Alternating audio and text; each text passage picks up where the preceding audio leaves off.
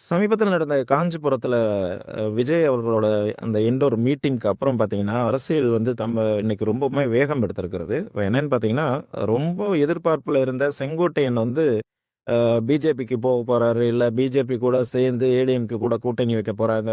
இல்ல OPS, TTV இவங்கலாம் சேர்ந்து தாவேகாவுக்கு வந்து கூட்டணியா வரப்போறாங்க அப்படின்னு நெறைய அரசியல் களத்தில வந்து விவாதிக்கப்பட்டு கொண்டிருந்தது. பட் இன்னைக்கு நிலைமை என்னன்னா, செங்கோட்டையன் அவர்கள் வந்து தாவேகாவுல ஒரு முக்கியமான பதவிக்கு வந்து வரப்போறதாகவும், அ க வரப்போற 27 அல்லது 30 இந்த 2 தேதிகள்ல வந்து அவரு தாவேகா தலைவர் விஜய சந்திச்சு, அவர் கூட அந்த கட்சியில சேர்ந்து ஒரு முக்கிய பதவிய வந்து அவருக்கு அளிக்க இருப்பதாகவும் தகவல்கள் வந்து இன்னைக்கு வெளியாகிட்டு இருக்கு. இது முற்றிலுமே வந்து கிட்டத்தட்ட 99% வந்து இது அ நடக்கப்போற ஒரு விஷயம் அப்படின்னு தான் மீடியாக்கள்ல வந்து செய்திகள் வந்துட்டு இருக்குது.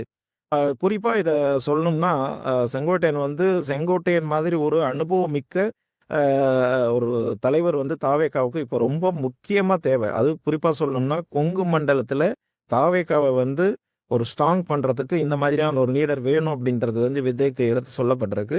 அ இன்னொரு விஷயம் ஒண்ணு வந்து ஒரு அவைத்தலைவர் அப்படின்ற ஒரு விஷயம் வந்து தாவேகாவுல இப்ப இன்னும் இல்ல. அந்த இடத்துக்கு வந்து ஒரு பண்டுட்டி ராமச்சந்திரன் அந்த மாரி ஒரு எக்ஸ்பீரியன்ஸான ஒரு ஒரு தலைவர் வந்து தேவை அப்படின்னு அவங்க சர்ச் பண்ணிக்கிட்டு இருந்தபோது தான் செங்கோட்டையன் அந்த இடத்துக்கு சரியா இருப்பார் அப்படின்னு விஜய் நினைச்சிருக்காரு. அதன் அடிப்படையில அ ஆதவ் அர்ஜுனா, நிர்மல் குமார் இவங்க எல்லாருமே செங்கோட்டையன் கிட்ட வந்து 2 கட்ட பேச்சுவார்த்தையை முடிச்சிருக்காங்க.